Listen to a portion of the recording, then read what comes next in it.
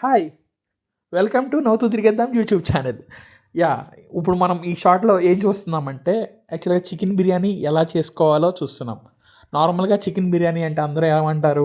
Dum biryani, Hyderabadi biryani, fry piece biryani అంటారు కదా! So, ఇది మా ఇంట్లో చేసే ఒక వెరైటీ స్టైల్ ఆఫ్ బిర్యానీ. చాలా ఈజీగా ఉంటుంది, త్వరగా చేసుకోవచ్చు. సో, మీరు కూడా ట్రై చేయండి. సో, దీనికి కావాల్సిన పదార్థాలు: పసుపు, ఉప్పు, కారం, జీలకర్ర పొడి, ధనియాల పొడి, chicken biryani masala. Actually chicken biryani masala మా ఇంట్లో చేసింది. నేను అది మీకు పిండి కామెంట్స్లో పెడతా ఎలా చేసుకోవాలి అన్నది. ఒక ఆయిల్, అలాగే పెరుగు, కొంచెం రైసు నానబెట్టి.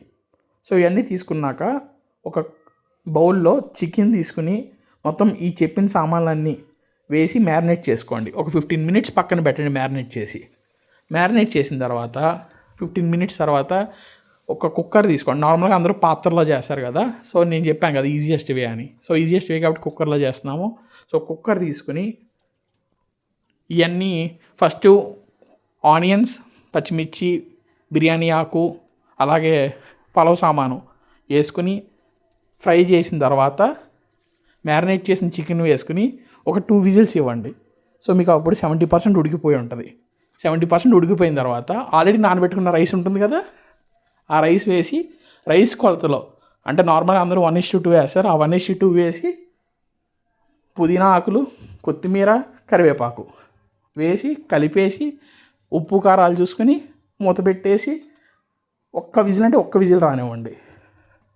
సో ఆ ఒక్క విజిల్ వచ్చాక ఓపెన్ చేసి చూస్తే మీకు అద్భుతమైన బిర్యానీ రెడీ. నచ్చితే like, share and subscribe to my YouTube channel. మీకు ఫుల్ వీడియో కావాలి అనుకుంటే నేను యూట్యూబ్ ఛానల్లో పెడతాను. స్టెప్ టు స్టెప్ ప్రాసెస్ మేము ఎలా అయితే చేసామో ఫాలో అయిపోండి. Thank you. బాయ్.